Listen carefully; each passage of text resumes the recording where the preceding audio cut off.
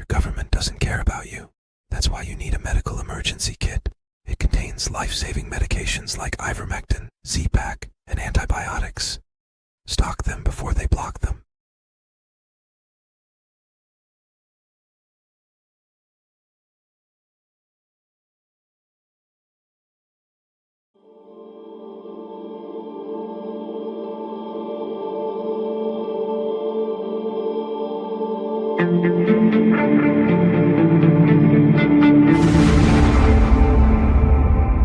About Trump's peace plan for Ukraine. Do you think it's fair? I'd rather not comment on it. I haven't read the whole thing. I think, unfortunately, some of parts of it that I have seen make a huge change in what was for many, many years a true alliance between Europe and the United States. The remarks that are made about Europe also in interviews recently, I think are trying to break apart what I think needs to be a very important alliance today and in the future.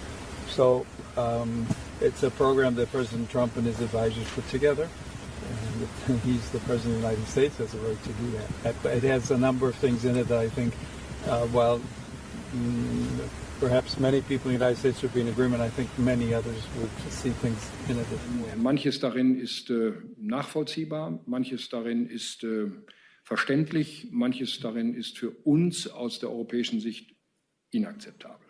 Dass die Amerikaner nun die Demokratie in Europa retten wollen, dafür sehe ich keine Notwendigkeit. Das, wenn sie zu retten wäre, das würden wir schon alleine hinbekommen. Ich sage in meinen Gesprächen mit den Amerikanern, America first is fine, aber America alone kann nicht in eurem Interesse sein. Ihr braucht auf der Welt auch Partner.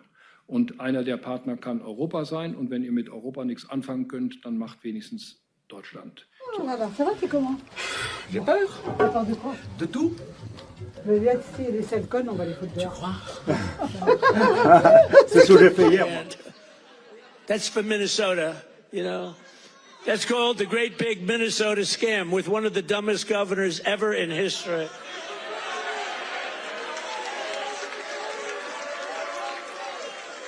I love this Ilan Omar, whatever the hell her name is, with the little turban.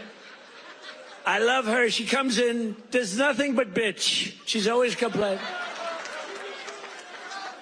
She comes from a country where, I mean, it's considered about the worst country in the world, right? They have no military, they have no nothing, they have no parliament. They don't know what the hell the word parliament means. They have nothing. They have no police. They police themselves. They kill each other all the time. I love it. She comes to our country, and she's always complaining about the Constitution allows me to do this. We ought to get her the hell out. She married her brother in order to get in, right? She married her brother. Can you imagine if Donald Trump married his sister? Beautiful. She's a beautiful person. If I married my sister to get my citizenship, do you think I'd last for about 2 hours, or would it be something less than that? She married her brother to get in. Therefore, she's here illegally. She should get the hell out. Throw her the hell out. She does nothing but complain.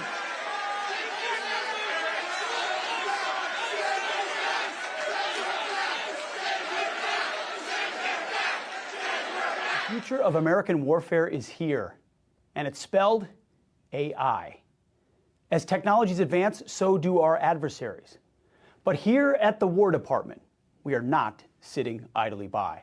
Under the leadership of President Trump, America will lead the charge on this technological transformation by revolutionizing the way we win. And that's why today we are unleashing GenAI.mil. This platform puts the world's most powerful frontier AI models, starting with Google Gemini, directly into the hands of every American warrior. At the click of a button, AI models on GenAI can be utilized to conduct deep research, format documents, and even analyze video or imagery at unprecedented speed. Building on the great work of Undersecretary Emil Michael and his team, we will continue to aggressively field the world's best technology to make our fighting force more lethal than ever before. And all of it is American-made. The possibilities with AI are endless. Now, let's get to work.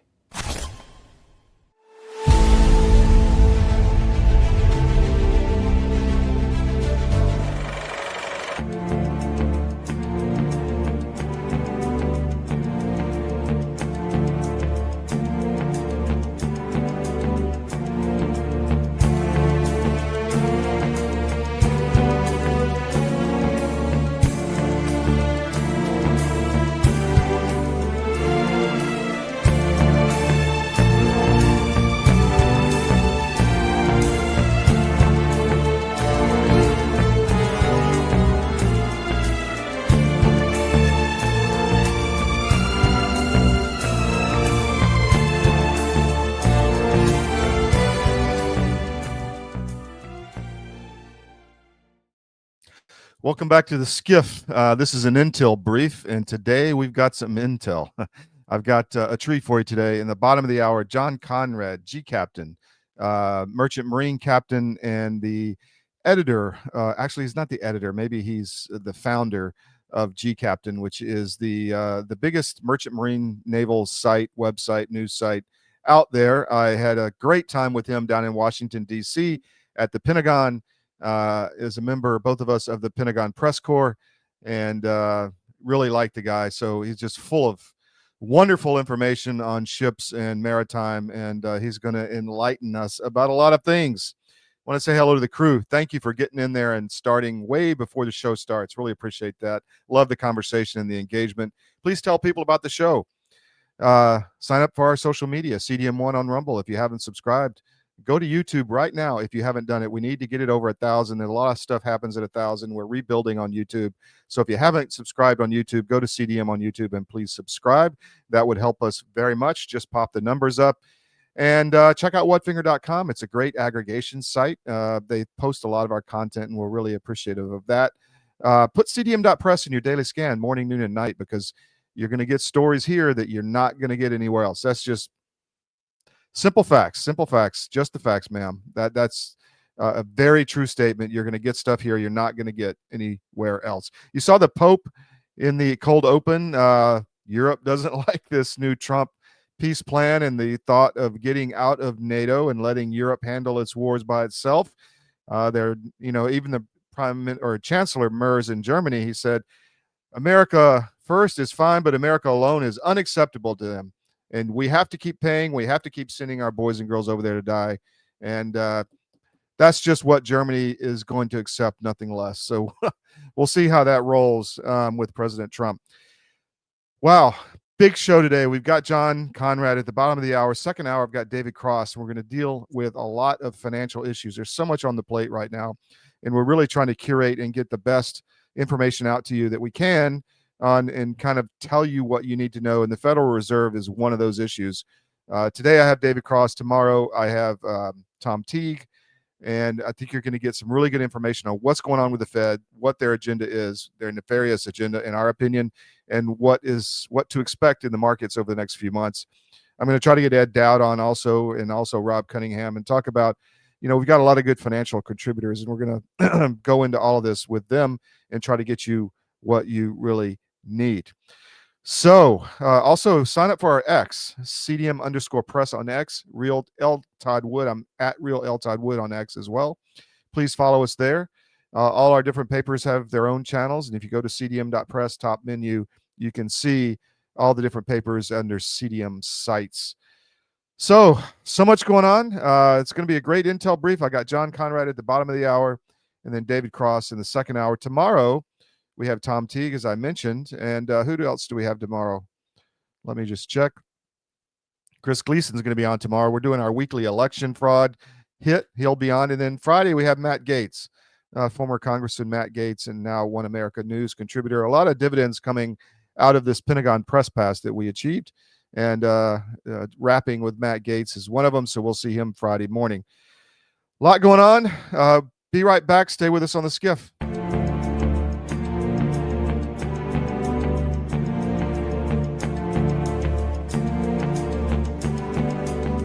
celebrate our newest launch, Rev 7, I'm bringing you an amazing introductory offer, plus an exclusive overstock sale that you're not going to want to miss. Rev 7 is our premium energy drink that tastes great and gives you energy all day with no jitters and no crashes. That's because there's no sugar and no caffeine. I'm so sure you're going to love Rev 7 that for a limited time you can try our 3-pack absolutely free. Or check out our Percale bed sheets. I can't believe I'm even going to say this. Every color, every style, every size, only $29.88. So go to mypillow.com or call the number on your screen. Use your promo code to save 20% on our Rev 7 12-packs or try our introductory 3-pack absolutely free. And our Percale bed sheets, all sizes only $29.88, even the queens and kings. Inventory is extremely limited, so order now. Pandemic, we can never be caught unprepared again. And so many Americans, when COVID hit, they had nothing in the house. Stores were shut down and doctors' offices were shut down. And even if doctors prescribed drugs, hydroxychloroquine, ivermectin, pharmacists wouldn't fill the prescriptions. That was a nightmare. Now the situation is much worse. We have these horrible supply chain problems. In our emergency medical kit at the Wellness Company, we have 8 prescription drugs that are all potentially life-saving. Most people who died with COVID, they died in the hospital because they didn't receive early treatment. Every American family should have one of these.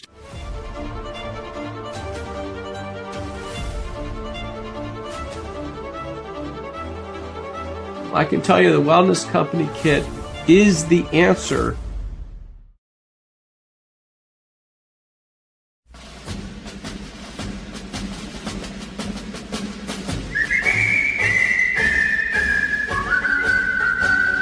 When Johnny comes marching home again, hurrah, hurrah, we'll give him a hearty welcome then, hurrah, hurrah. All the men will cheer, the boys will shout, the ladies they will all turn out and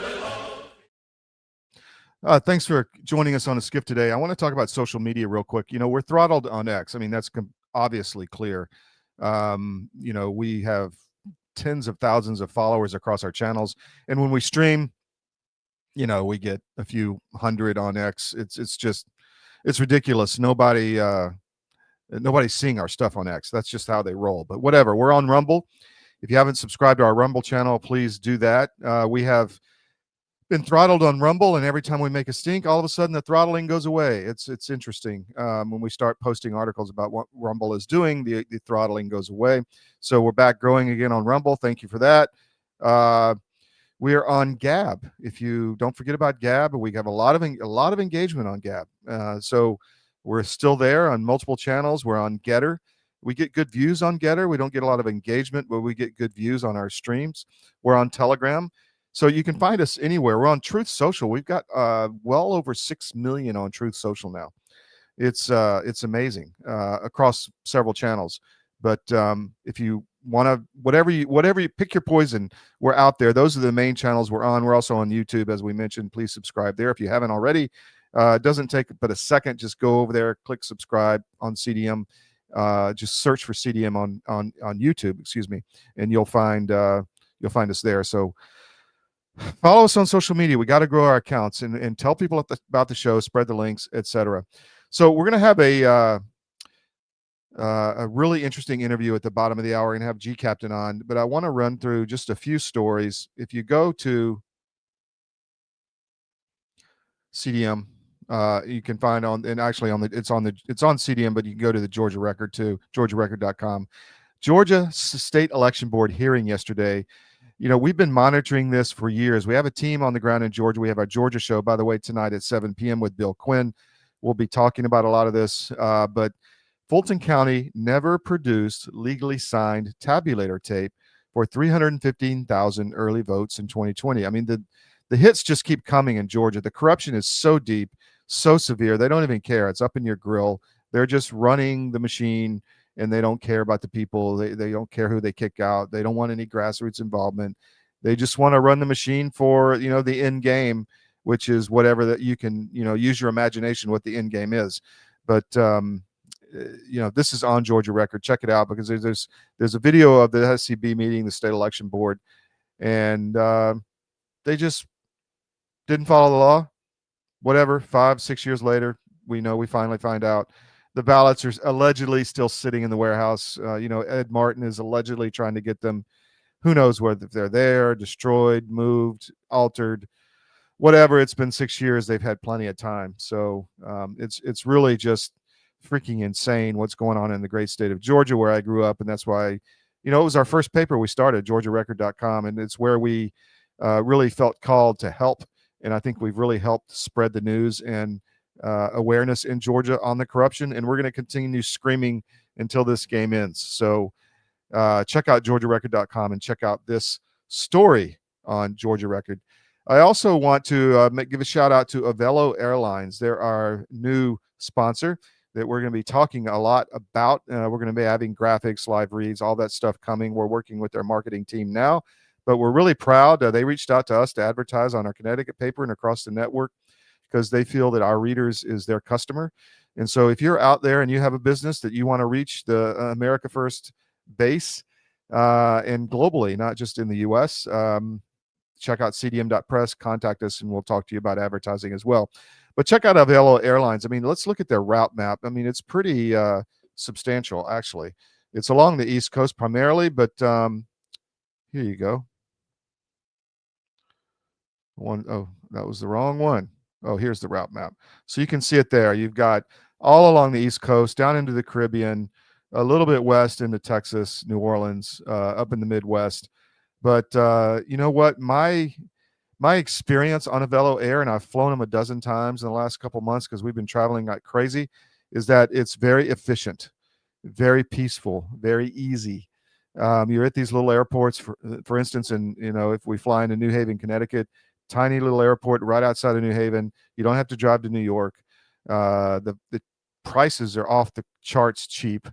The seats are comfortable. They're not, there's not a lot of room, to be honest, but the seats are extremely comfortable, and the flights are very short, most of them. So it's not a bad experience. It's actually a quite pleasant experience. There's not a lot of extras, but my gosh, the tickets can be like $48. So you get a lot more than you pay for at Avelo Airlines, and the crowd is good. It's not like the Spirit crowd where they're fighting in the aisles and screaming at each other and doing whatever. It's a good crowd.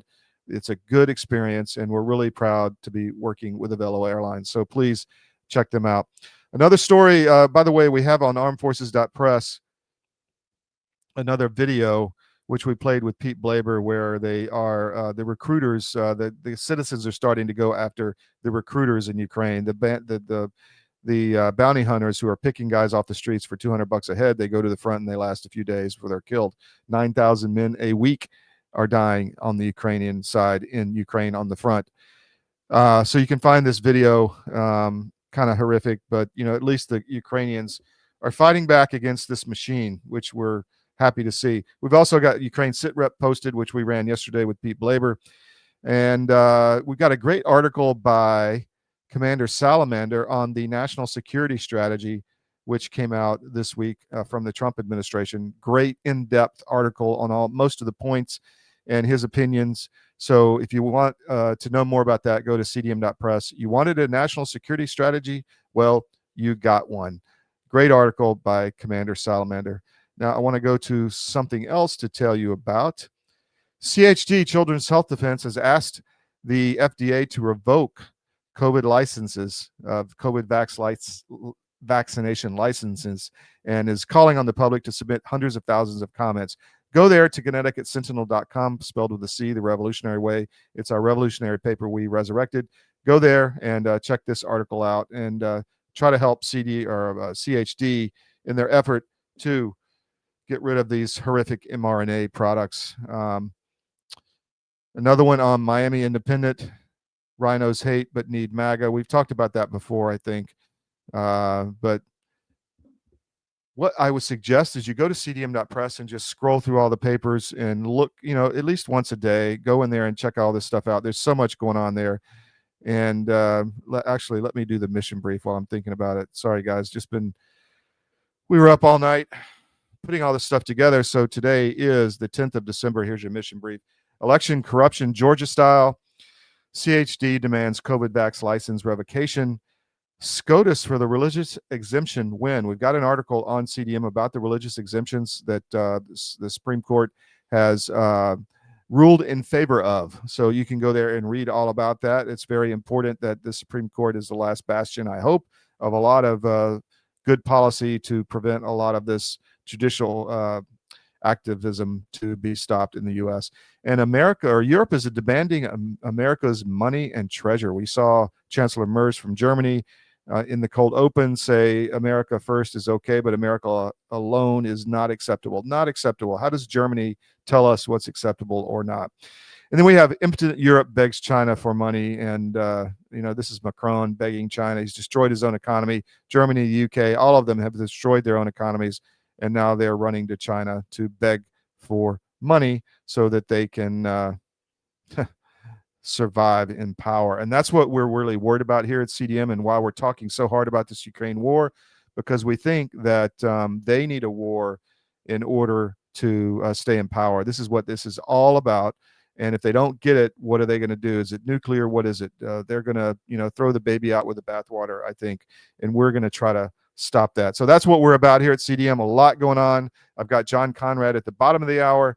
I'm going to take a break, and then we'll come back and get into some other things before we get GCaptain on at 10:30. So stay with us. We'll be right back.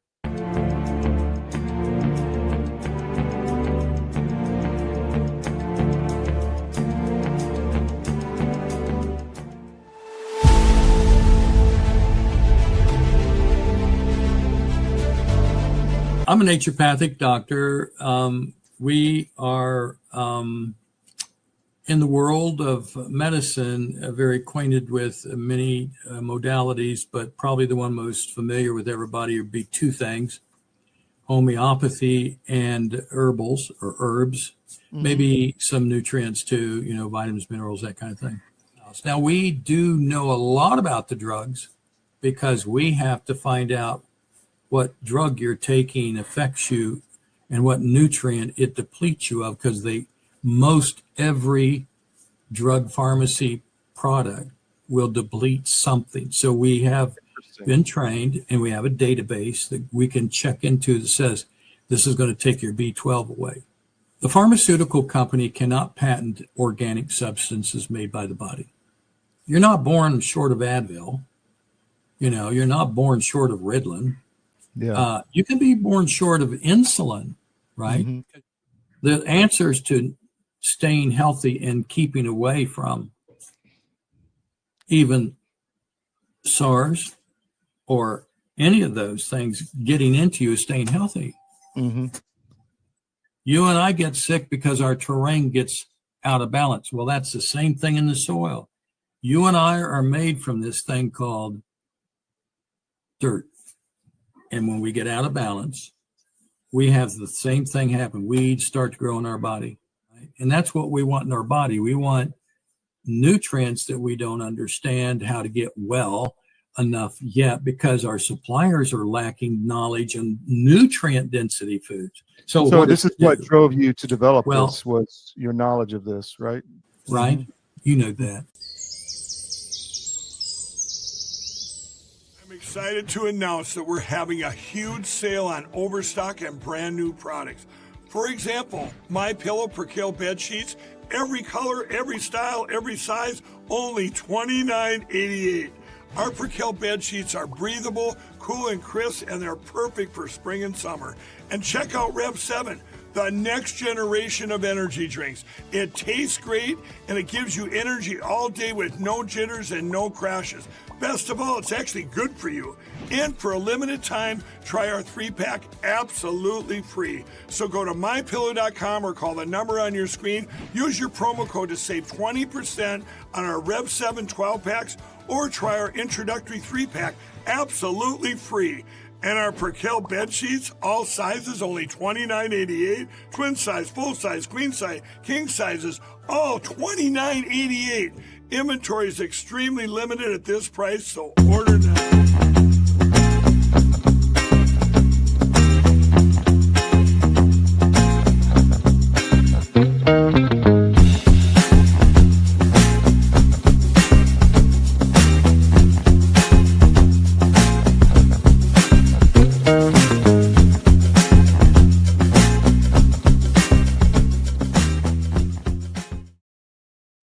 Welcome back to the SCIF. We're going to bring John Konrad on, GCaptain, at the bottom of the hour. I promise you're going to enjoy this. This guy is a wealth of information on maritime issues, and we're proud to have him on the show.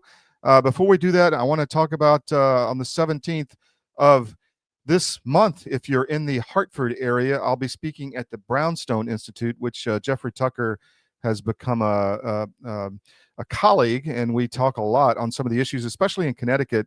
And I had lunch with him a few weeks back, and he's like, look, we want to have you come speak to our group, our supper club group in Hartford on December 17th. So I'll be there next week, I guess it is, in a week or so, and discussing all things Connecticut, elections, vaccines, just, corruption, Hartford, how they roll in Hartford, all of it. So, and really how we've survived in the war for free media and still kicking and growing and thriving. So we're looking forward to that. So please join us on the 17th in Hartford. You can go to the Brownstone Institute. That's brownstoneinstitute.org, I believe, and sign up. I think the tickets are like $50. But if you're in the area, we'd love to see you. Got people flying in all over to come. So thank you for that. And got a comment. Amy Williams says, I will be there. Fantastic. Thank you, Amy. I want to play this video real quick on armedforces.press of the Ukrainian situation. We've been talking a lot about the mobilization in Ukraine and the recruitment, and essentially they're just carjacking guys off the street and throwing them in the van. They get 2 or 3 days of, how to shoot a gun, and then they go to the front, and their average lifespan is anywhere from 4 hours to a few days, depending on where they go. A lot of desertions. We've talked about that, probably over 500,000, over 1 million dead and maimed, and they're losing territory every day. So they're losing 9,000 guys a week on the Ukrainian side, according to our sources. So check that out. But I want to just play this. This is the bounty hunters, which are trying to pull guys off the streets, and they're fighting back. So check this out. Let me go there and play this.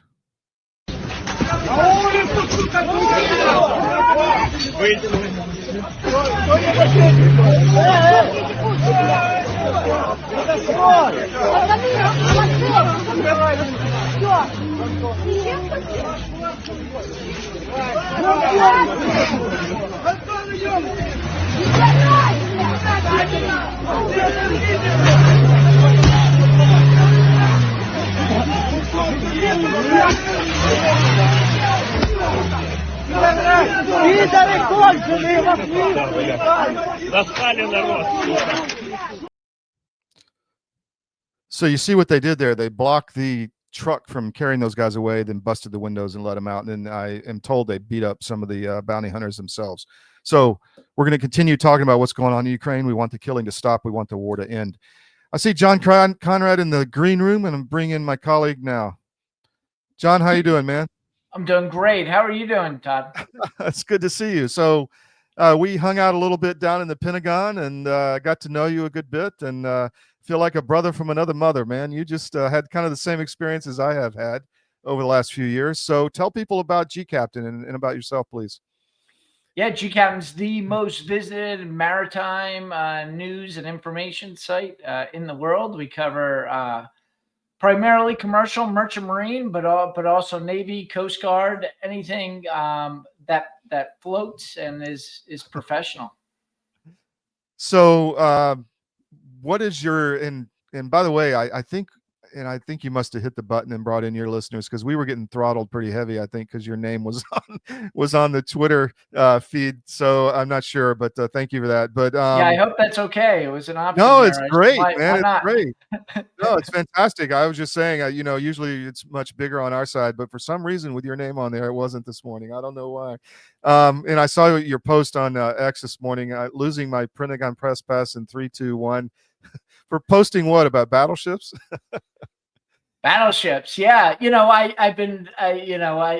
are very few things I can take good credit for, but pushing this battleship thing, leading up to the president's remarks at the General and Admiral meeting, was pretty much just me. And it started, about 2 years ago. I posted just a funny meme about battleships, and the amount of vitriol from navalists, from admirals calling me up, yelling at me. I said, why are they so angry? I was not convinced battleships are a good idea myself, But Yeah. you know, where there's some real anger, there's got to be something in there. So I dug in, and you know, submarines and aircraft carriers and Air Force and Army isn't doing very much to protect merchant ships in the Red Sea, but destroyers are very effective. Problem is they only have 96 vertical launch cells to shoot down these things. So what essentially we need is a bigger destroyer, and with more traditional guns, Sea Whiz and deck guns, but also some armor plating in case some of these drones come in. So the more I thought about this battleship idea, the better it got, and we've got this tide of people who are, you know, now some of the navalists are starting. Your friend Commander Salamander came out months ago going, "This is a horrible idea, John," and he's not fully sold on the battleships now, but some of the ideas are working their way into policy. So maybe we should do a Pacific sit rep with you and Commander Salamander. That would be a good one. So, you know, I'm an Air Force Academy grad. We had Billy Mitchell drilled into us while I was there. He's the guy that told the Navy back in the day, you know, like air power is going to sink your battleship. And so, but what is, and so my point is there's huge institutional resistance that builds up. So what is the resistance in the Navy to a battleship concept? Is it just money spent elsewhere, or what is it?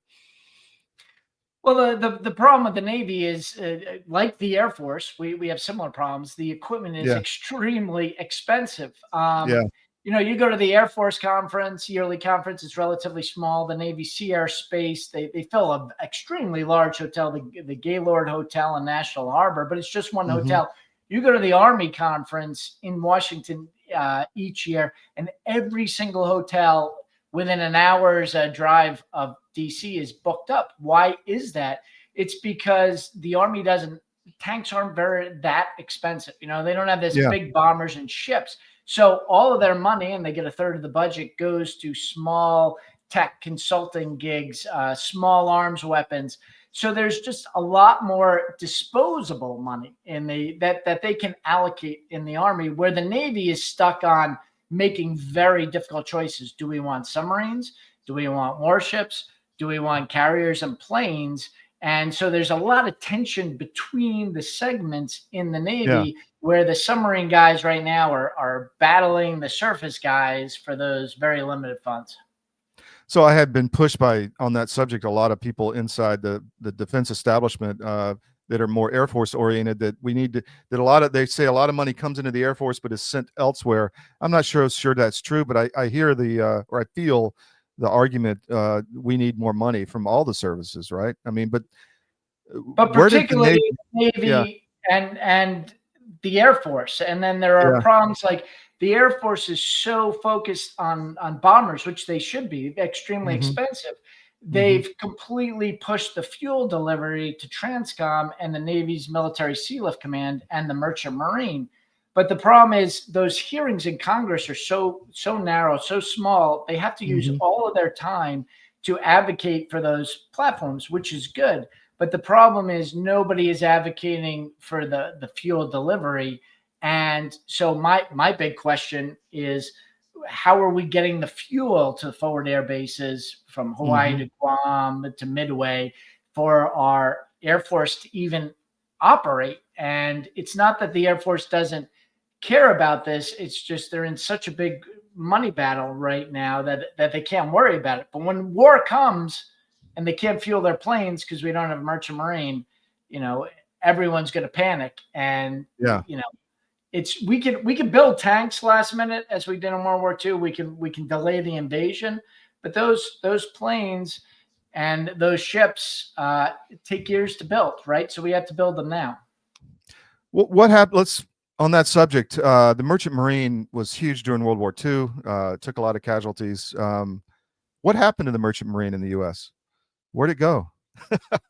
That's a long story. Yeah, we had the biggest Merchant Marine in the world. They had the highest, not the highest number of casualties, but the highest casualty rate percentage. You know, is the most dangerous job to be in World War II. There were some segments of the Army Air Corps that were more dangerous, but first service. And then after World War II, we had all this extra tonnage. So we sold them off to our allies. The Greeks bought a lot of them. That's how Aristotle Onassis, who married Jacqueline Kennedy, made his billions. And companies like Maersk, emerged out of World War II with a lot of, almost free government surplus ships. But the merchant marine was still doing okay. But then, slowly they took market share, and then Reagan came in, and Reagan said, we want the 600 fleet Navy, which was great. Everyone supported it. But what we had to do is turn those commercial shipyards from commercial into building warships. And that meant that, we pushed the commercial building to our allies in Korea and Japan. That was okay until about 10 years ago, when China started really going after South Korea and Japan to take that market share. And there are all sorts of other problems. But we're down to, it depends who you talk to, but it's 79 to 82 ships in the merchant marine in international service. Wow. That's not enough, is it? Where should it be? I mean, give us a round number. Where should it be? Well, the question isn't necessarily the ships. In any war, you can take ships, you can arrest ships, but who's gonna drive those ships into battle? Those foreign crews, as we've seen in Somalia, as we've seen in the Red Sea, U.S. merchant mariners will go into these dangerous places. The foreign crews will not. So we can take those ships, but we have a massive shortage of U.S. merchant mariners like me, and there are certain segments of ships that are scarce worldwide, the most critical being tankers. So if we get into a war, every single country, because of this just-in-time logistics, they don't have much storage facilities to kind of hoard fuel. Well, what every country on Earth is going to do is try to arrest the tankers in their region, bring them into shore to serve as storage tanks for this fuel. Meaning, those tankers are going to be very heavily defended, and our allies are not going to want to give it up. So I'd say those are the two most critical, getting mariners. So as we take ships or borrow them from our allies, we have people who can sail them, and those tankers, because those tankers have to fuel the Air Force most certainly, but also Navy destroyers and Navy air wings and Army. So you're talking about building the merchant marine force on the human side. My son, I was telling you, actually got accepted to the Merchant Marine Academy, ended up going to West Point. But what's going on at the Merchant Marine Academy, man? Is it building the right kind of mariner? Well, I just realized I didn't answer your question. So we need 100 tankers is what the minimum need of Transcom is. Right now we have 8. But moving to the Merchant Marine Academy, it's the best secret of any college in the world.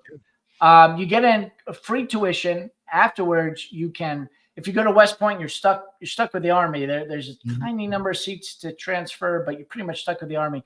Merchant Marine Academy, you go in and you can decide on any service when you come out, or you can be a Navy Reserve officer attached to the Merchant Marine, and you can do shipbuilding, sail merchant ships. And there is such a shortage right now that the Navy is paying, if you go that reserve route and go into Military Sealift Command, they're paying engineers out of the Merchant Marine Academy $240,000 their first year to come sail on Navy tankers. So free tuition and $240,000 a year salary your first year, and you're in the embedded with the carrier groups delivering that fuel to the Navy. It's a win-win. The problem is under Pete Buttigieg, you really he pulled out all funding for the Merchant Marine Academy. Previous administrations have let it decline. So we're talking, it's the campus, the physical campus is falling apart. The professors are great, the students are great, but the facilities are literally falling apart to the point where for a month last year, they didn't have hot water on campus. Oh, geez. Well, that Congress needs to be on that. Why was it intentional to let this whole system just degrade? I mean, what are your thoughts on that? Well, that's if you ask the average naval officer or the average think tank, that's what they say, that we went into sea blindness. Two things really: the low cost of shipping. It was you know, sending all of this out to our allies was really cheap. You didn't have to hire American crews. You didn't have to build to American specs, which meant all of the goods coming into the country and around the world were cheaper. But you also have the factor that a lot of the shipyards, maritime ports are in blue states, and they're blue states with a lot of problems, crime problems, education problems, and everything else. So if you're the senator from South Dakota or Nebraska, you may just be focused on oil or agriculture. Those senators in the maritime states have so many social and population problems that they haven't forgotten. It just never was a priority. And then we went to the global war on terror, and the Army took the lead, right? So even a lot of Navy officers were putting on camo to go augment the Army force, and that funding went into land wars. But now as we pivot to China and pivot to the Caribbean and look at things like the Panama Canal, that Navy's important, but like I said, all the momentum is still going towards the Army funding. That's what the standard story is, but really we've uncovered a more nefarious standard lately. I was on Don Jr.'s podcast going in depth into this 2 weeks ago, but the globalists do not want the U.S. Navy to control shipping. They do not want the U.S. Congress, U.S. interests to control shipping. So I believe that it was purposely dismantled through lobbying efforts in Congress, through subsidies for foreign shippers to compete with Americans. I think it was purposely dismantled so that this UN body, the International Maritime Organization in London, which happens to be directly across the river from James Bond's MI6 headquarters, I think they wanted to put control squarely in the EU pockets. Problem is, UK left the EU, and then China saw what they had done and did it on overdrive. So now there's kind of this three-way tug between European elitist, globalist interests, China, and now the United States, which has ignored this problem for decades, is now saying, hey, we built this system. We have a lot of levers in the system. Let's get back to action. And thankfully, the Trump administration was able to squeeze in there and overturn this UN carbon tax that this maritime organization was going to put on everyone in order to fund these UN climate goals and DEI and all the other things the UN's trying to do, especially after USA Aid pulled the plug on funding. They were going to replace it with this maritime tax. So the Europeans, especially, obviously the Brits, their intelligence agencies are involved in Ukraine, and they're trying to keep this war going too. So it's kind of like, in my view, Trump's looking to possibly reduce our role in NATO. I'm completely behind that. What say you on that whole situation in Ukraine and in NATO, since you're pretty involved from a maritime point of view? Well, I think solving the Ukraine, ending the Ukraine war is extremely easy, but the problem is they do not want it to end. What no one is telling you about, but I can tell you about because I was a merchant mariner, and we had this discussion in the Pentagon. It was me, Sal Mercuglia, and a few other Ross Kennedy logistics experts that were screaming the loudest 2 weeks prior to Russia invading Ukraine that this was going to happen. You remember everyone said Putin's not crazy enough. We knew it was going to happen because Crimea is the entryway to vast thousands of miles of river systems in Russia and the Caspian Sea. So that is their New Orleans, but they don't have the same roads, and their railroads are, break all the time. So it's twice the size of our Mississippi, but it's 10 times more important because they rely on it more. They don't have alternative with roads. So this whole Ukraine war is, they want a bumper around that Sea of Azov. That's why Mariupol they were fighting so hard about. I was just going to ask you. I went to Mariupol a while back, and the history there is amazing, man. It's an old, like Phoenician trading area. I mean, just the maritime history there is huge. But it was a really interesting trip. I cut you off. Keep going. Sorry. Oh, no. And Mariupol was important because in the beginning of the war, they had army artillery shells shelling these barges that were coming down. And before the war, they were bringing all this ammo and supplies, and us logistics guys were like, you don't bring this tonnage fuel and down the river for just an exercise. It has to be something bigger. And this is their trade route. That's why they, we talk about Nord Stream, this LNG pipeline. No one talks about Turk Stream. Russia is bribing Turkey with this enormous shipment of LNG going under the Black Sea. So they want to secure Crimea. They want to secure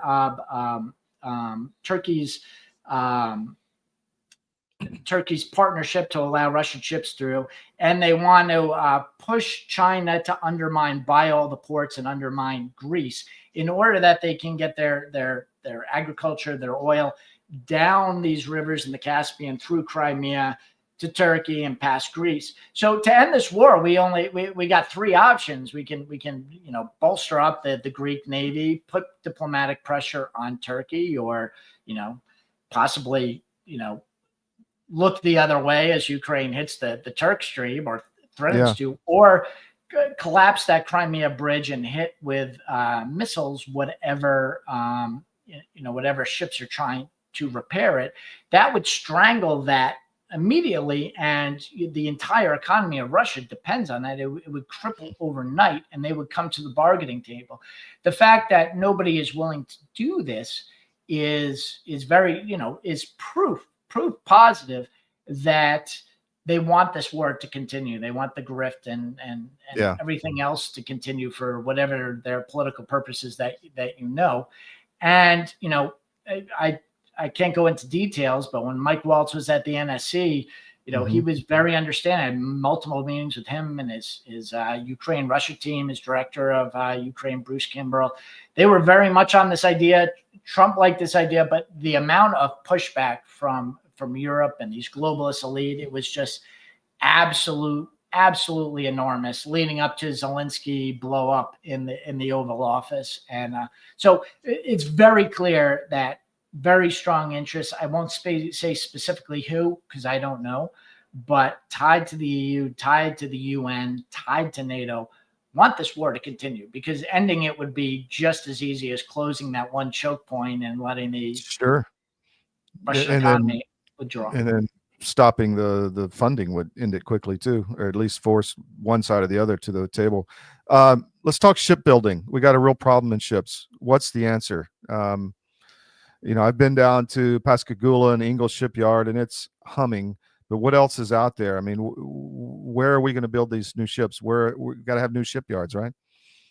There's a vast amount of available that shipyards that are running on a small percentage of capacity, like Alabama Shipyard in Mobile, or even Fincantieri, which was doing the cutters and is blocked up by these Navy change orders. You have new projects, California Forever, a very intrepid billionaire. Jan has bought a vast amount of land on the Sacramento River. He's opened it up. He's got the clearance to start building shipyards. You got things like Mare Island, which used to be active in San Francisco.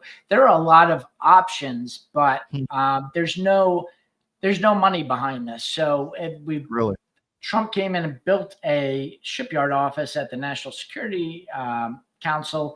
When Waltz left, that office got dispersed to the winds. A small section of it went to OMB. Russ Voigt's doing an excellent job getting some of this money in the beautiful bill and dispersing it out to shipyards. But, the Navy doesn't like to leave control on this. And the kind of submarine cabal wants all the money to go to submarines. And they look at, they say, hey, if you're building surface ships, it's going to suck jobs away from, the submarine shipyards. So there's still infighting that needs to be settled out. But what else needs to happen is it can't all be inside. The Navy tries to solve Navy problems with Navy personnel. And they've just been so blind to the merchant marine and logistics for so many decades, they don't understand it. And this is more than Congress can just write a check for. We need to get the Jamie Dimons, the JP Morgans, these big Bank of America who want to invest in American industry. We got to get them to the table. But the shipyards are so broken, and the federal government, the Maritime Administration in DOT under Sean Duffy, is so broken, they can't even have meetings with the banks and risk departments and settle this out. So, it's like herding cats. A piece of this, Navy's got a big piece, but a big piece is in DOT, big piece is in Commerce, Treasury. It spans so many cabinet officials, and I hate the term. I hate having these czars who are in charge of things. Yeah. And I don't know if we need a White House czar, but we need someone who can appeal to the American public. He can go on CNN, Fox News, and explain how complicated this is, but how we need to line up all of these cabinet secretaries so we're rowing in the same boat here. I know a guy who could do that, John. You busy? I've thrown way too many bombs over the past 10 years. I got people after me, Todd. Anything I get put up for, some knives go out. But I'd be happy to serve wherever I am asked. So how would people activate Congress? Just phone calls? I mean, obviously. Congress is broken. I don't know how to solve Congress. We had Mike Waltz created this Ships for America Act, which does a lot of great things. Problem is, Mark Kelly came in. We needed a Democratic sponsor, and I won't blame him directly, but certain special interests, the lobbies, the unions came in, put some pork in that. And then, with this seditious 6 video, I'm not going to get into that politics because Mark Kelly is a former merchant mariner, and I don't want to stab my tiny group of supporters. But, that put this whole Ships Act at enormous risk. Obviously, the Republicans are not going to support a Mark Kelly bill. So we're in limbo, and anything that touches Congress, we still don't have a U.S. Merchant Marine Commandant confirmed. It's been a year. Congress can't get these confirmations done. The Navy is missing its Assistant Secretary of Research, Development, and Procurement. The Navy's, they haven't even appointed a comptroller of the Navy because all these special interests are like, if a comptroller starts looking through our books, they're going to realize that submarines get more, or carriers get more. So they're blocking even Trump from making appointments. And then it's got to go to the Congress. And Congress is broken. I do not have a solution for how we fix it. I guess we just keep talking about it very loudly. I have a question. I spent a lot of time in Alaska. I flew out of Elmendorf for 3 years and know it well. Fairbanks, North Slope, on the Bering Strait, all of that. And the icebreaker, the Arctic focus is non-existent, or is that changing at this? I think we have like one icebreaker that's functional. Do you know? Oh, a massive amount of money has been spent on the Arctic. The Obama administration really identified the Arctic as a major concern. The Obama said we're going to pivot to the Pacific and to the Arctic. Pacific, we built out some in Guam. We didn't do nearly as much, but the Arctic, enormous amount of money was spent. But how it was spent was on think tanks. Princeton, Yale, Georgetown all now have Arctic study experts. There are groups in like McKinsey that study the Arctic. You have massive groups that were put together, strangely enough, by Ghislaine Maxwell, was kind of the organizer under Obama. She married the Coast Guard head of the Arctic commission that was working on, one of those weird side stories. But, all of these, the UN agencies, the NATO, they had enormous summits and gala dinners, still to this day, there are about 4, Arctic conferences, security conferences that are hosted in 5-star hotels and beautiful resort towns where they all go together and talk about how this important is. But, as far as actual capabilities, are we building fuel tanks? Are we building docks for ships to maneuver? Are we actually building icebreakers? It's been a complete and utter failure. We say, they say we have 1.5 icebreakers. The reason is because the icebreakers keep catching fire and breaking. They're so old that, one is parts for the other. And now one can't even activate. So J.D. Vance really spearheaded this icebreaker initiative with Finland and Canada, that Finland's going to build a few icebreakers and then move manufacturing here, and Canada's going to support. I love it, and Finland's a great partner, but Canada's in open rebellion against the Trump administration, and Canada itself has the largest Arctic coastline in the world, and their icebreaker fleet isn't much great. They got a lot more icebreakers, but they're tiny icebreakers that can't go far north, right? I don't even think they have a heavy icebreaker. And the Canadian Navy is ridiculous. There was just a report out how China's building these unmanned drones, which can attack the United States. We can send destroyers, hopefully, and Coast Guard frigates, cutters out there to defeat them. But these drones could just come into Canadian waters and then turn south and hit us. Canada has 3 rusting, broken submarines, one that kind of works, 0 destroyers, a tiny fleet of anti-submarine aircraft. These northern approaches are just wide open for China to come in, and I don't see much pressure from the Trump administration being put. Personally, I've said repeatedly, close the border. Same with Crimea, with Russia. If we just close these trade hubs, those people will come to the negotiating table early. I have no faith that Canadian industry, Davies does okay, they try, but they're just so under the thumb of this liberal government in Canada that doesn't want to build any weapons. So I would say close the border and buy these things from Finland, buy them immediately, put the orders in to Korea and Japan. But we need protection along these, and Greenland was another big thing. Remember in the beginning of the Trump administration. Yeah, you don't hear much about that anymore. I mean, what happened to that whole initiative? But that's what happened. If you go on my Twitter page and look at the pinned post, it was Charlie Kirk. Charlie Kirk was pushing my stuff. He was pushing the trip to Greenland with Don Jr. was Charlie Kirk. Charlie Kirk was pushing Panama Canal. He had just such he was a politics, but he had such a wide brain to encompass all of these issues from social to political to military and really hone in on what was important.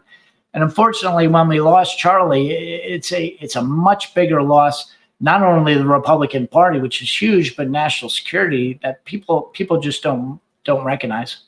Well, we got to step up. You and me, brother. Let's do it. So, last question, Pentagon Press Corps. What was your impression? I won't put words in your mouth. What do you think? I want to hear what your impression was. I thought there were some very serious people there, like yourself, and some unserious people. That's kind of was my take. I mean, yeah, and there were some people who really understood the military, and some people who, don't understand that. The chief of naval operations is not giving kill orders. He's, just very basic things were not understood. But, I think it's early. I don't know about your badge. Mine expires in February. I think most do. I think, probably some of those unserious people might be, but I don't know. And hopefully they bring in some people with more military experience who can come in. It's a test trial. Yes.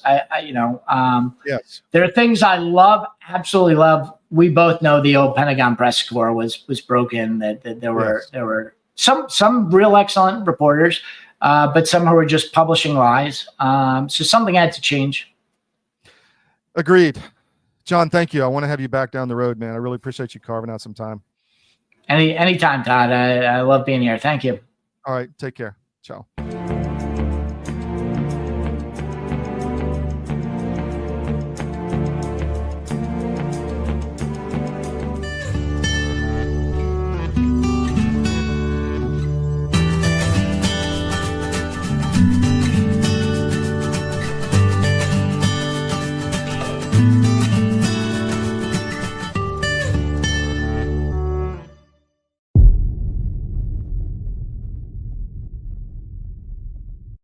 The bird flu is circulating. We're getting more and more press, more fear mongering, more warnings about this. First, let's start with that. what say you on? Well, what I say is it specifically is not circulating. It's in animals. There's one human, maybe two transmissions, no human-to-human transmission. And stand by, everybody. If there is some sort of sudden human-to-human transmission, you should immediately be suspicious that gain of function was involved with that. Just the fact that they're taking an animal virus and going nuts on it in the press and talking about it all the time, that to me leads me to believe that they have concerns that somebody is doing something with that virus, because this would not happen naturally, in my opinion. Our world is changing rapidly. Many crucial systems we depend upon are collapsing. And the most important system that is failing is the food supply. Mr. President, this Council is more than aware of the multiple challenges and threats the world is facing today. But the threat of famine, people starving slowly to death, must be a red line. You know, these food prices are going to keep going up, and they're going to keep feeding excuse after excuse, narrative after narrative. Yeah, where you're going to have to get off that treadmill and start getting more autonomous with your own food growing. You want to make sure that you can eat, because frankly, food is the biggest issue as we are going through these transitions. But amidst the chaos, there is a path to resilience. Marjorie Wildcraft is the female leader of the survival and preparedness movement. Marjorie has taught millions of people how to grow an abundance of food in a grid-down situation, even if you have no experience, are older, or out of shape. I've spent decades finding the fastest, easiest, and funnest ways for the average person to be able to grow a lot of food. I've created a step-by-step process that's so simple that even kids to elders have been using it in order to grow a lot of their own food. And you can too, even if you have no experience, you're older, or you're out of shape. Growing your own food is like printing your own money. Get started today.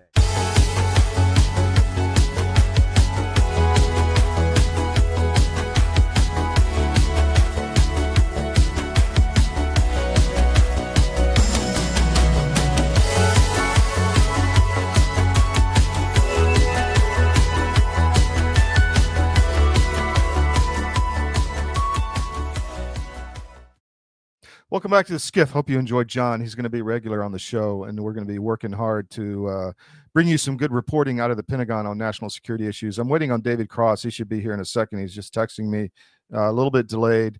Let's talk about a few sponsors. Nucleo Boost, my friends. This is what keeps us going at CDM. No matter broken wrist, diseases come our way, we just power right through it because we got Nucleo Boost every day. I put the powder. This is the powder. I put that in my yogurt or smoothie that my wife makes. These are the capsules. I take these on the road. So everything you need at the cellular level to keep your body all set. So you can find it at cdmnutrition.com. And if you go to the subscriptions, it's cheaper, the monthly subscription that you get it every month. And it's got a supply comes to you once a month. You take it once a day and gives your body everything you need at the cellular level to keep going. And this one will fit right in the stocking, my friends. Great Christmas present, great stocking stuffer. Go to cdmnutrition.com and check out what they have to offer for Nucleo Boost. David Cross is coming real quick. Also, the Wellness Company, twc.health/CDM. Really great time for gifts. This is the Contagion kit, Contagion emergency kit. There's the travel kit. There's the all kind of different medical kits, emergency medical kits at the Wellness Company, twc.health/CDM, promo code CDM. Great gifts for the kids. If you have somebody who travels like a son or daughter, what a great gift. Get the emergency travel emergency kit, everything they need on the road. If they get sick, bug bites, cuts, there's antibiotics, there's ivermectin, there's all kind of stuff. So check out what they have. They have the subscriptions. They have the free pharmaceuticals that you get, the free nutraceuticals, the doctor's visits, the weight loss, the parasite cleanse, the testosterone support. And there's another one for women called Venus. This is called Mars. Check them all out. There's a lot there that you can go through and just spend some time on the website as they're re-engineering healthcare at the Wellness Company. Another gift idea, my book, Currency. I'll read to you some of the back comments. Todd Wood's economic thriller, Currency, spans 3 centuries and includes tales of pirates and America's early leaders. Currency kept me curious until the very end. a unique page turner. That's Bill Gertz, senior editor at the Washington Free Beacon, now at the Washington Times. And then Currency combines history, finance, romance, and action into a timely and entertaining read on a subject that has serious economic and national security implications. My wife and I both enjoyed reading it. The Honorable David M. Walker, former U.S. Comptroller General. So if you like history, if you like finance, if you like pirates, check out Currency, my book. It's available anywhere. It's the first in the Connor Murray series. The others will be republished by History of Books soon. So I see David Cross in the green room. You ready, David? Hey man, I didn't know if you were on a call, important big deal you're kind of trying to close there or something. No. It's interesting. I just got a text from Janelle King where she said that she amended my case outcome yesterday to include sending it to the Department of Justice. Wow. So we had a huge win. Well, then we'll talk finance in a minute, but tell us what's going on in the Georgia State Election Board yesterday, my friend. All right. So I filed a complaint in March of 2022 about unsigned tabulator tapes in Georgia. And essentially, for anybody who doesn't know, and I was a poll manager in Gwinnett County in 2022. And one of the things you have to do is when you open up the poll in the morning, before anybody comes in to vote, you have these machines, and you have to print out a report. It's called a zero report. Mm-hmm. And it shows that there have been no ballots counted or cast as of the moment that tape was printed. It also tells you how many ballots have been counted on that machine in its entire life of the machine. It's kind of like an odometer. Yeah. And at the end of the day, you print out another report that shows how many votes were counted on the machine, what the odometer reading is right now. And it also tells you that the outcome of all the races, and sometimes it's a really long tape. It could be like 4, 5, 6 feet long, but you're supposed to print out 3 of them. And at the bottom, the poll manager, the assistant poll manager, and another witness are supposed to sign that they saw those tapes come out of that machine. And that's one of the ways that you certify that you have a verifiable election. In Fulton County in 2020, during early voting when COVID was going on, they had 148 polling locations open for early voting. Mm-hmm. And when we requested those tapes, they gave us none of the zero tapes. And then what they sent us for all the locations were tapes that were not signed. No signatures on any of these things. Some of them were printed out at 2 o'clock in the morning. Now, so it was all fake. Yeah, I mean, well, here's the thing. I can't say it was fake, but I can tell you that it's unverifiable.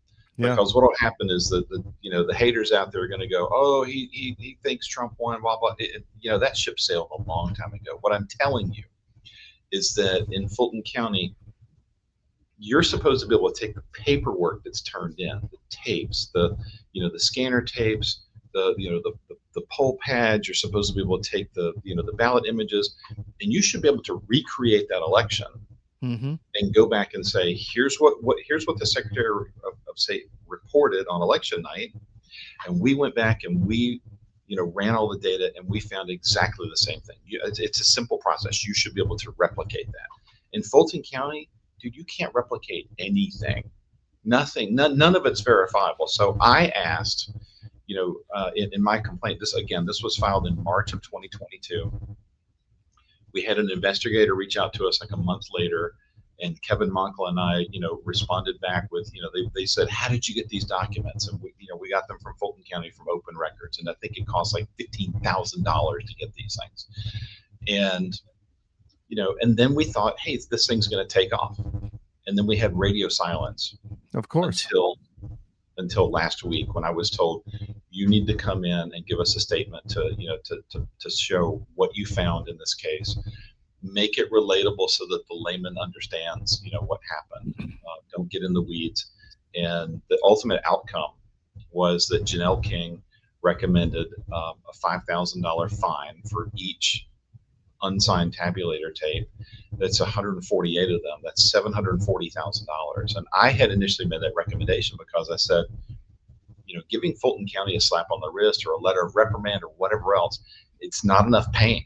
It doesn't hurt enough for them to change their cheating ways, because that's ultimately what I think has been going on. They either feel like they're above the law, or there's actual bona fide, just out and outright cheating that's going on. I don't know.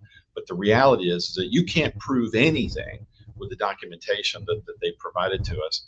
And, you know, that was just one complaint. I'm trying to reach for my files here.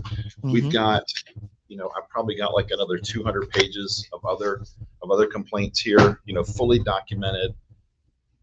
And now what's happening is the ship is underway. It's moving.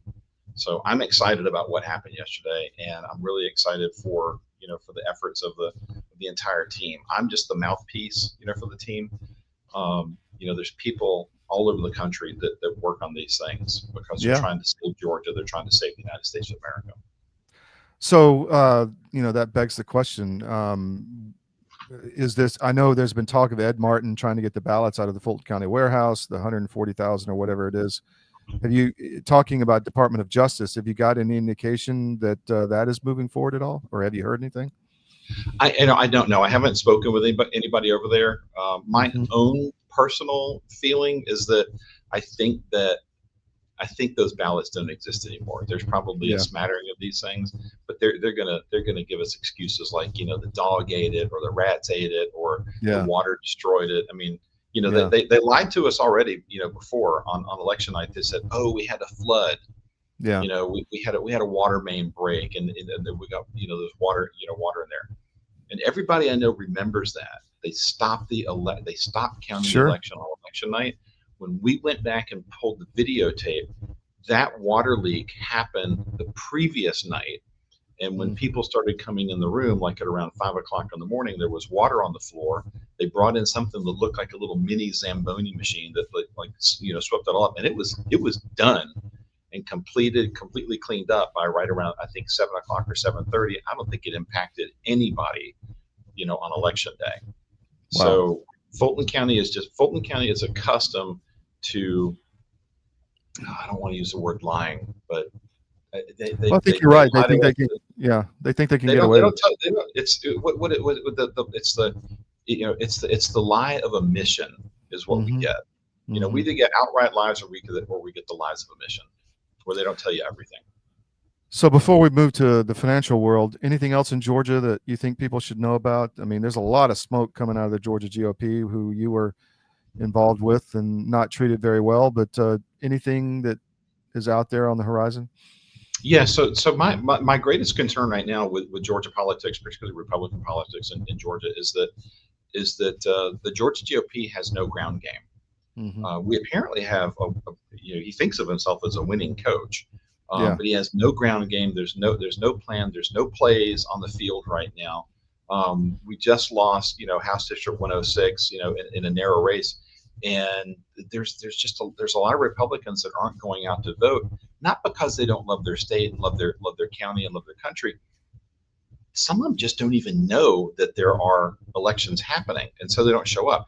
And the Democrats, believe me, they are fully committed. They have quadrupled down on money and effort, and they are determined to take the Georgia House and Senate and the executive branch by 2030. And at the rate that they're going right now, they're going to get it, because the Georgia GOP doesn't have a ground game. It's the whole reason why I ran for the chairmanship position, you know, not because I want to be called Mr. Chairman or anything like that. I could care less about about titles or worthy president.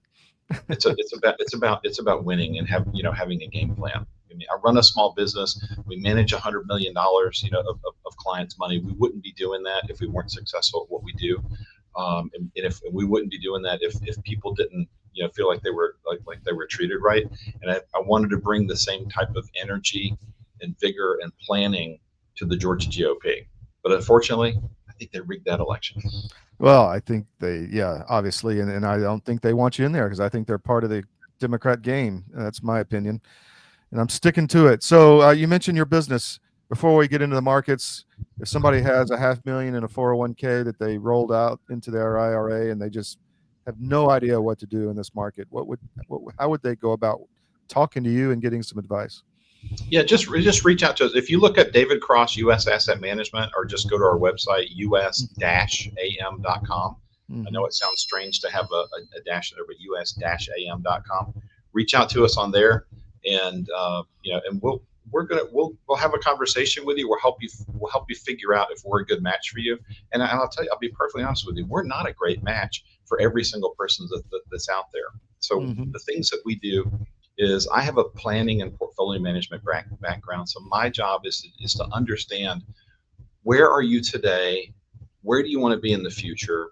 How much income do you need in order to not run out of money? I mean, I'll give you a perfect example. I've got a small business owner who's a dentist.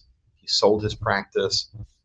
We've been working with him for several years. He's coming in tomorrow because he said, "Hey, I sold the building, and I need an income. I need to make sure we have an income replacement strategy in place." And he said, "I want to be invested in things that that pay dividends. I want to be invested in things that, if the market breaks down and drops 20 or 30%, because listen, it happens, right?" He said, "I want to be confident that I can hang on to those investments, let them rebound, over time, but continue collecting those dividends to replace my income." So we're meeting with him tomorrow. We've got a strategy to help out with that. But that's, everything we do is all planning based. Where are you right now? Where do you want to be? And our job is to plot the course to get there. And you have some expertise also with other areas like estate planning, divorce, all of that stuff, right? I mean, you're the guy. We do a lot. We do a lot of work in divorce, and in divorce work. My job is to help make sure that when somebody is getting divorced, my job is to help make sure that they get an equitable settlement. There are too many attorneys out there that either, this is going to sound terrible, they don't know the rules around asset ownership. They don't know the nuances around taxation, and they don't know how to figure out what's an equitable settlement. And our job, honestly, is just to kind of be the mathematician, to figure out how do we get to how do we cut the pie in half so it's equal for both sides.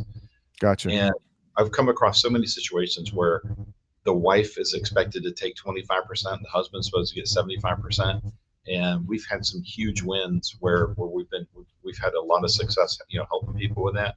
As far as estate planning goes, I only help with estate planning related issues. So that's a nuanced way of saying I can help point you in the direction of what to look for. I'm not an attorney that handles estate planning issues. You want to have an attorney that does that, but we regularly refer. You can manage the money that that the estates throw off or whatever, right? Yeah, correct. Yeah. Cool. So let's talk markets. What the heck do you expect from the Fed today, my friend? I think they're going to lower rates. And when the Fed lowers rates, everybody likes that because it means interest rates are lower. What that means in reality is that it means that if money is cheaper to borrow, then conceivably what's going to happen is more people will go borrow money. It's kind of like the Walmart, the Walmart approach where, sell things for cheaper but make it up on volume. When interest rates are high, banks are not lending very much money. When interest rates are low, banks are lending, a lot of money. When they're lending money like that, that naturally creates money in the money supply. And every time the money supply goes up, we tend to see assets, move up over time. And that's that's one of the things that we've seen, like in the last several years, even the last decade. It's getting more pronounced right now with what's happened with the price of gold up around $4,200 an ounce. The price of silver, had a huge day yesterday. It was up I think it was up like $2.50. I think it's like over $61 an ounce right now. Yeah, it's crazy. But to put things in perspective, in 1971, when President Nixon took us off the gold standard, from then until now, the U.S. money supply is up about 9,000%. Gold and silver are up, I think, around 2,500 to 3,000%. So they're not keeping up with what's happened with the money supply.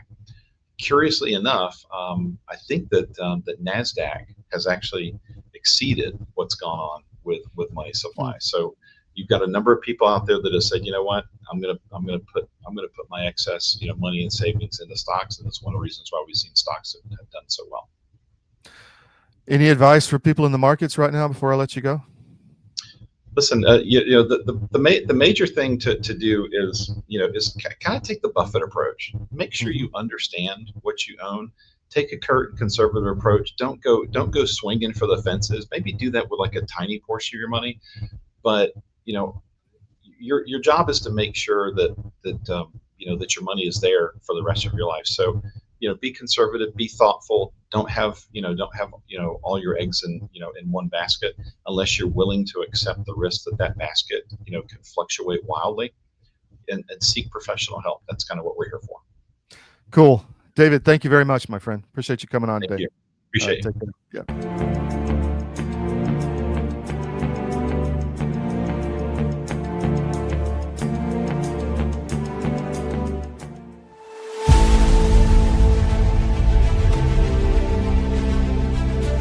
Watching my friends gain more and more weight, and then eventually I got to tell you, this is a little dark, but bad diet literally killed my whole crew. Wow. Diabetes, a stroke, I mean, all kinds of stuff. It's like, you had a stroke? You're not even 50 years old. You guys got to quit eating this stuff. Your body knows what's what. You're not conscious of this. But that's why people will go to the refrigerator and they'll grab this and that and the other and put together this outrageously elaborate combination of foods. Your body's trying to reach balance. Unbeknownst to us, our bodies are always trying to reach homeostasis. You can't eat all of this stuff and expect to live a long time. And one thing led to another, and I went, forget this. We're going to make our own product. So we partnered with one of the world's top 3 biochemists where nutrition-specific study is concerned. I said, all I want is the best nutritional and immune support product in the world. So we mixed it in yogurt. It's a powder. I got a bag of it here. I keep one on the console all the time, just so I can show people. Yeah. And it's a powder. Now, this is not candy. This is hardcore nutrition. And sugar is an enemy. And most people do not know that the reason these bellies are showing up on people all over the place, your body makes fat to store the toxins it can't get rid of. So it just puts them over here. But I can tell you this, you take this for 30 days and then lay off of it for 2 or 3 days, and you'll go, good grief, give me some more. Skin, nails, hair growing back. Cut yourself and it heals in half the time.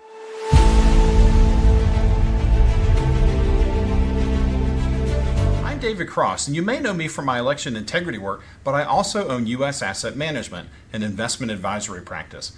I've been an advisor for nearly 30 years, and one of the questions I get asked most frequently is, do I have enough money relative to other people my age? And while that's an interesting question, it's also the wrong question. The right question is do you have enough money to sustain your lifestyle for the rest of your life? This is a question you should know the answer to. This is what we do. Check us out at us-am.com and look for our big proud American Eagle logo.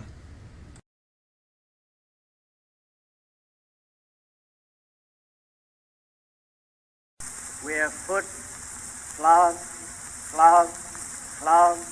slogging over Africa. Foot,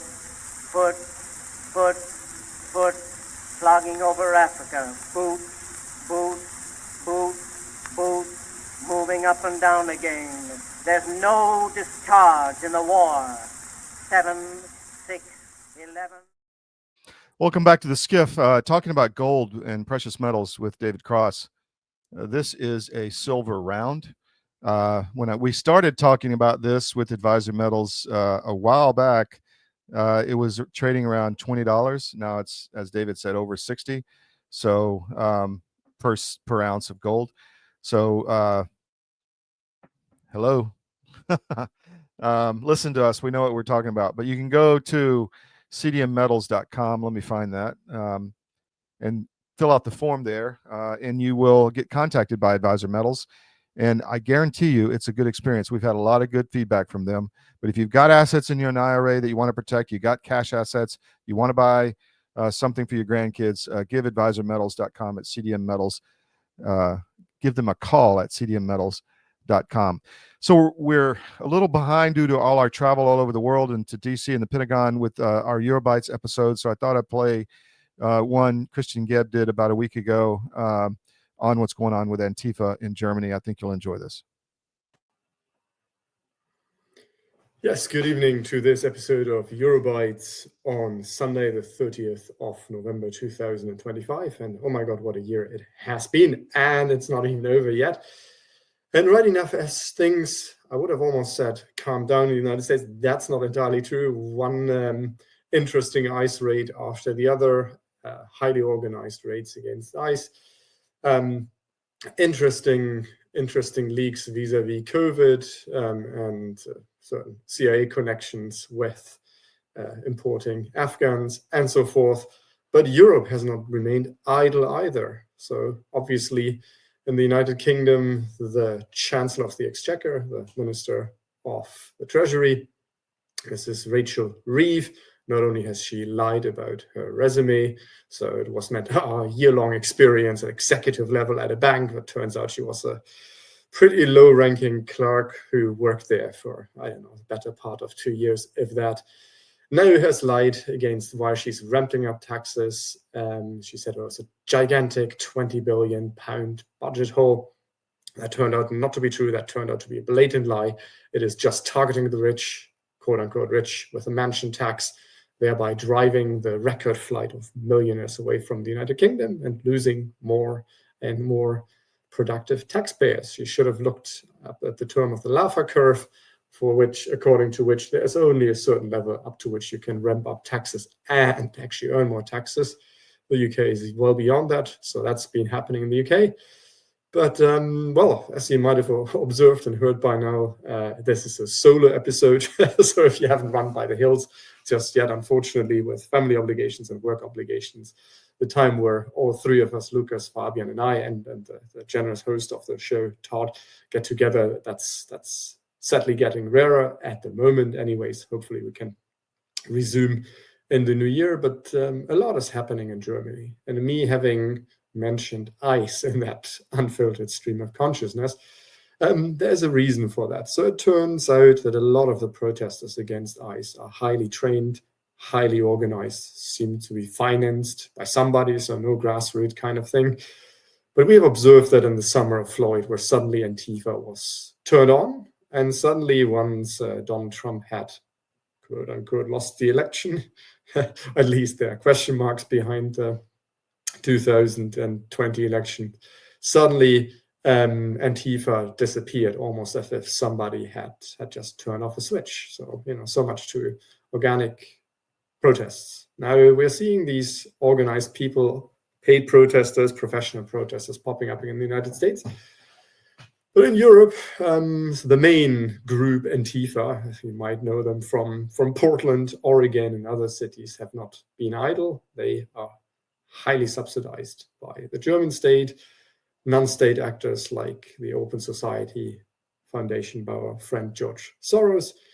And interesting enough, Donald Trump has declared them, or is in the process of declaring them, an international terrorist organization. So let's see what good that might do in the future. But in the meantime, there was the reconstitution of the youth organization of the German, quote-unquote, far-right party, the AfD. The youth organization had to be reconstituted because its predecessor, so it's kind of like something like the youth organization, like something like the Young Democrats, the Young Republicans, and the AfD, the quote-unquote far-right, even though they're quite centrist if you see them in the context of 30, 40 years ago, but the political system of coordinates has shifted so far left that now they're far right. But pretty much everybody who's not far left is far right. So they needed to reconstitute a youth organization because the old youth organization had been certified by our central domestic intelligence agency, the Federal Constitutional Protection Agency, as a guaranteed far-right organization. So they reconstituted and are pledging no longer to make far-right statements to show that they're actually a centrist movement. So they reconstituted in the lovely Hessian town of Gießen. Beautiful town, lots of students, and there's sort of a big trade exhibition center that they used for the reconstitution of the youth organization of the AfD. Now, what happened? Yes, you guessed it. Plenty of visitors showed up, of the protesting kind. Now calling them protesting is sort of like mostly peaceful protests. We all remember that during the summer, Floyd, as CNN and ABC and their ilk were reporting on mostly peaceful protests in the background, like supermarkets would go up in flame. And right enough, the police had an inkling what was going to come. Whenever the AfD in Germany is meeting these days, they're met with thousands, sometimes tens of thousands of protesters. AfD members get constantly attacked, assaulted, often with grievous bodily harm. And the police secured the event with 6,000 policemen. There were then plenty of demonstrations against the far right by the pro-Democrats. Democrats, not as in the US party, but Democrats, and we are for democracy. And that's why we want a certain party banned. And interesting enough, the German state only sees one threat to democracy, which comes from the far right. And that's why they, a while ago, instituted a big initiative funded by $1 billion of federal tax euros called the Billion Against the Right. And a lot of the Billion Against the Right, but a lot of other funding indirectly flows to the likes of Antifa. They're highly organized, well-resourced. You might know that from the United States. Show up, bust in, well-clothed, implausibly professional-looking placards, as if they had done that before, as if somebody had given them a bit of money. And they showed up. And on the one hand, the state did fight back quite a bit and try to impose order, so that to the credit of the German state, for once, when it wants to, it can bring down the hammer. Usually it brings down the hammer on elderly citizens protesting against COVID lockdowns, or sometimes elderly who are suspected of launching a coup d'etat with crossbows and everything, as happened a couple of years ago. But now there were instances in these mass protests of the pro-democratic, quote-unquote, protesters and quote-unquote pro-democratic protesters, where the state actually did come at them with all truncheons blazing. And we can take a brief look how that can look like if the German state wants to. I'm quickly going to share my screen. So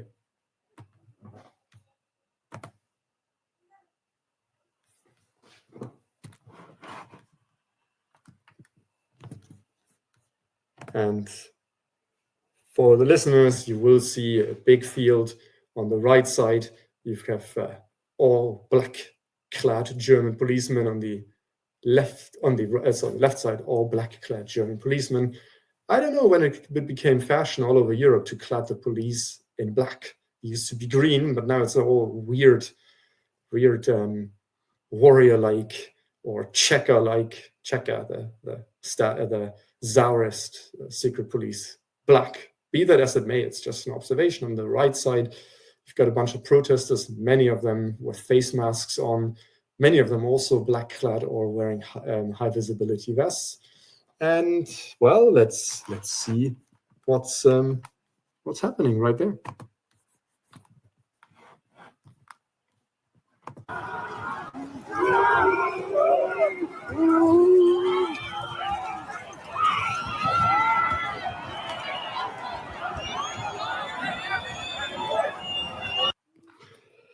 So what you just saw was an assault with policemen running with like almost a banzai kind of a scream towards the demonstrators, and just overrunning them. So that can be the German police enforcing order when it wants to, at least punctually. That, however, has not been entirely successful. So I mean, earlier this year there was a case where the ruling, or the German quote-unquote conservative party CDU, was mulling over entering into a coalition with the AfD, and then Antifa did occupy a couple of the CDU headquarters without the police doing much. There's a picture of a policeman in full riot gear next to Antifa quote-unquote protesters, and again they use a uniform, the Antifa quote-unquote protesters, black-clad, balaclavas, face entirely masks, but the policemen aren't doing something. At least in this particular picture, they are doing something. So interesting enough is obviously the read on that we're getting by the international and domestic press. And I think it was Scott Adams, the Dilbert cartoonist, who said that it is almost as if society was watching two movies on the same screen. And I'm going to give you a couple of the takes of the domestic and international press. And so there is, if you're watching the screen right now, the German Deutsche Welle, which is sort of the German state-funded broadcaster, which only broadcasts Germany's image abroad, kind of like Russia Today used to. The same exists for Germany. And it says, Germany news rallies against new far-right youth group. Amid protests in Gießen, the far-right party for AfD established a new youth wing called Generation Deutschland. Oh my goodness. So rather than trying some sort of resemblance of neutrality, it's brandished right away as far right and nothing against the counter protests. So let's see how AP, our next favorite press, American press, main American press outlet AP, how they're dealing with the whole thing. Let's see how they're reporting the same thing. So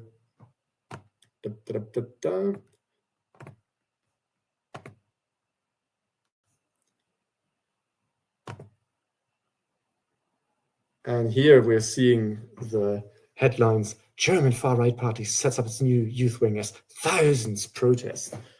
Well, again, so far-right, I mean, why can't it just ever be a right party or right-wing party? It always has to be far-right these days, but that's just an observation. But again, you could talk about riots, not just protesters. That's kind of like the same as mostly peaceful. Well, but to provide a bit of balance, there is a Hungarian media outlet, which we're going to take a look at. And Hungary is obviously always under scrutiny from the European Union, and it's always the far-right place, and the European Union is gravely concerned what happens in Hungary, even though the Hungarian president, Viktor Orban, enjoys popular support that most other European heads of state can only dream of. So here we see the headline, Antifa rioters assault police in Germany as protest against AfD youth organization. So for once, they didn't even state right-wing, not even far-right, but they just say, hey, it's a youth organization that's being founded. And yes, and rioters. So thank you, Hungary, for holding up the torch of European journalism. We know we can count on Hungary, and hopefully pressure this heroic little country will not mount further, and any sort of retaliatory policies will undermine Viktor Orban. So now you've seen this fantastic example of same movie, couple of weird, different parallel worlds and screens. And well, so you did see the first the German police bringing down the hammer against the Antifa protesters, but I mean, they totally lost control. And the famed Autobahn and a lot of streets feeding into the a lot of roads, country roads, what have you, feeding into the Autobahn. Those were blocked by Antifa everywhere, and the police could not get a handle on this. Because if you're only looking at the far right, as you dedicate all your resources, by your domestic spy agencies, by the police, by all the anti-radicalization programs, if you're directing them all at one side, well, you're gonna miss a lot of what is actually going on the left. And what happens to AfD members day after day, having their cars vandalized, having their homes vandalized, being grievously bodily assaulted. And that's what we are seeing in Europe. And well, the parallel with Weimar is always overdrawn, where essentially Germany descended into running street battles between the far left and the far right, and the actual far left and the actual far right. If the state doesn't clamp down on this and doesn't stop trying to alienate the AfD in every possible way, remember we've talked about the Brandmauer, the firewall, where no quote-unquote democratic party is allowed to enter into coalition with the AfD, where they're mulling over prohibiting the AfD and moving against the party in all rather than non-democratic means. You know, just enter into the realm of the battle of ideas, debate them, but don't debate them the way it's done on public television or the mainstream media, where it's like 6 or 7 guys just shouting at one AfD member. Debate them and test their ideas. And it's not, I'm not seeing the AfD as the panacea against anything. I'm not seeing them as the second coming of Christ. There's a lot to be criticized with this party, as applies for every party. The same applies certainly for the Republican Party, and then certainly one party newly founded. There are tons of wings, and until it's established which way the party and the ship that is the party is heading, well, there are always going to be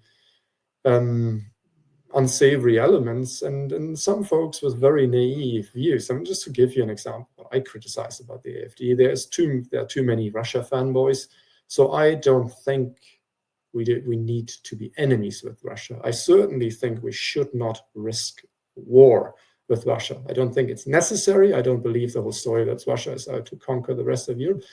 At the same time, I'm not going with members of the AfD who think Russia is our friend and they're only working on our behalf. That's just not true. It's a country that pursues its own interests in the best Kissinger realpolitik way that is being done. So that is naive. Don't do that. There are even some of them that admire China, and there's a lot to be said. Look, yeah, there's certain things that China does well, like upholding standards in their school. Probably fewer people go behind bars in Russia and China for insulting politicians than in Germany. I mean, to probably bring us to a tangential story is the American satirist and humorist C.H. Hopkins, who had been raided before and for material that was brandished neo-Nazi because he criticized the COVID lockdowns, and in the COVID lockdowns he had a stylized swastika, and he was making a critical comment, critical of the lockdown, and saying, well, you know, that was just like the Third Reich. But no, because he showed the symbol that is prohibited in Germany, he wasn't even allowed to use it for these kind of purposes. And he was raided once again, and you've got all kind of bizarre stories of people being raided for insulting politicians as blowhards or quote-unquote dumbasses. You're calling our former Minister of Economics and Climate, Mr. Habeck, a dumbass. Well, got a visit from the police and €6,000 fine. So things are moving in Europe. The AfD is just rising. I mean, essentially what Antifa is doing, the lawlessness, blockading much needed traffic lanes, is certainly the best advertisement for the AfD, who promises to bring down the hammer, as our incompetent ministers who just gang up on entrepreneurs. And I mean, there was a social democrat who presented the new pension scheme to the Association of German employers, and they just laughed her out of the room. And she was a vengeful woman. She is a vengeful woman, and said, all I saw was a bunch of well-nourished, mostly men, some of them wearing hand-tailored suits, blah, blah, blah. But what I'm seeing is they are against people who need our solidarity. So again, the whole boomer narrative, even though she isn't even young enough, is not even old enough to be boomer, but no, pension needs to be protected at all costs. The young generation be damned. By the way, that was why we back in the days when Mercosur opened the borders, like, oh, don't you know, we're letting in all these people because they are going to pay our pension. Well, it turned out these people who were in their vast majority illiterate, they're not going to pay anybody's pension. They're already on some sort of pension the moment they enter the country in their mid or early 20s. They're going to be on welfare their entire life. But hey, laughing your ridiculous pension scheme out of the room is just gonna get the ire of our minister of whatever. Is it Minister of Economics? I've lost track what this clown cabinet is for. I sometimes can't believe that these people ever held a job, and actually most of them did not. And well, this is Europe this week. We're going to dive much deeper into this conference and the Antifa riots.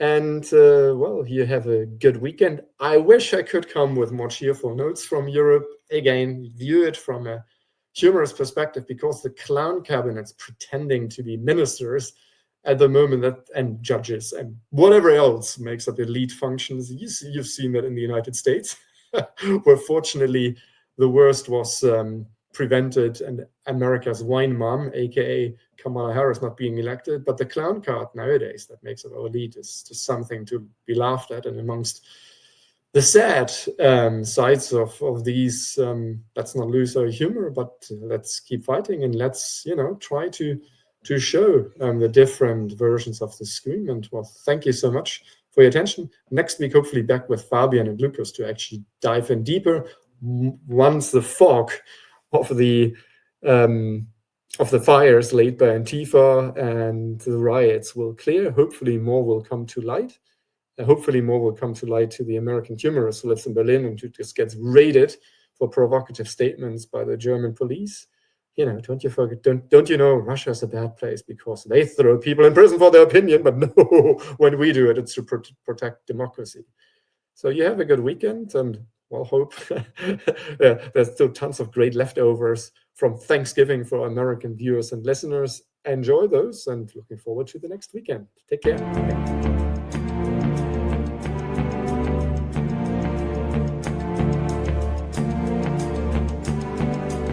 Celebrate our newest launch, Rev 7. I'm bringing you an amazing introductory offer, plus an exclusive overstock sale that you're not going to want to miss. Rev 7 is our premium energy drink that tastes great and gives you energy all day with no jitters and no crashes. That's because there's no sugar and no caffeine. I'm so sure you're going to love Rev 7 that for a limited time you can try our 3-pack absolutely free. Or check out our Percale bed sheets. I can't believe I'm even going to say this. Every color, every style, every size, only $29.88. So go to mypillow.com or call the number on your screen. Use your promo code to save 20% on our Rev 7 12-packs, or try our introductory 3-pack absolutely free. And our Percale bed sheets, all sizes, only $29.88, even the queens and kings. Inventory is extremely limited, so order now. Pandemic, we can never be caught unprepared again. And so many Americans, when COVID hit, they had nothing in the house. Stores were shut down, and doctors' offices were shut down. And even if doctors prescribed drugs, hydroxychloroquine, ivermectin, pharmacists wouldn't fill the prescriptions. That was a nightmare. Now the situation is much worse. We have these horrible supply chain problems. In our emergency medical kit at the Wellness Company, we have 8 prescription drugs that are all potentially life-saving.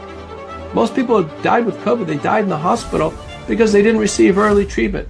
Every American family should have one of these.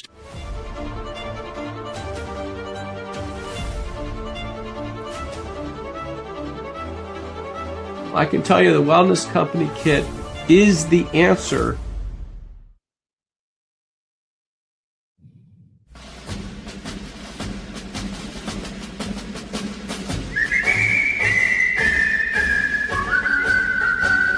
When Johnny comes marching home again, hurrah, hurrah, we'll give him a hearty welcome then, hurrah, hurrah. Oh, the men will cheer, the boys will shout, the ladies, they will all turn out and will all... Welcome back to the SCIF. I hope you enjoyed the show today. For all our GCaptain John Konrad audience out there that joined the show to hear his interview, you can find us at cdm.press. Please give us a follow at CDM_press. We would really appreciate that. We got deplatformed, lost 500,000 followers on X and elsewhere, and we really need to rebuild. So CDM_press. I'm at Real L Todd Wood on X. And that Eurobytes podcast is weekly, almost every week. And you can find it on cdm.press on CDTV, along with all of our other shows. And put cdm.press in your daily scan, morning, noon, and night. And we'll get you stories you're not going to find anywhere else. We stream this show, The SCIF, on Gettr, on X, on Rumble, and we load the show on YouTube after the show. Just because sometimes we say things, we have to cut it out so we don't get a YouTube strike. But find us there. So that's X, Gettr, Rumble, or YouTube. And thank you for joining us today. We'll be back tomorrow. We have Chris Gleason and who else is on tomorrow? Tom Teague. We're going to talk markets and what's going on with the Fed. It'll be great info. And on Friday, we got Matt Gates. So join us on the SCIF Monday through Friday, 10 to noon Eastern. And we have the Georgia show tonight at 7 p.m. Eastern. Bill Quinn and I will run through the latest in the fraud and corruption going on in the great state of Georgia. So thank you. We'll see you tonight and then tomorrow on the SCIF at 10 a.m. Have a good day.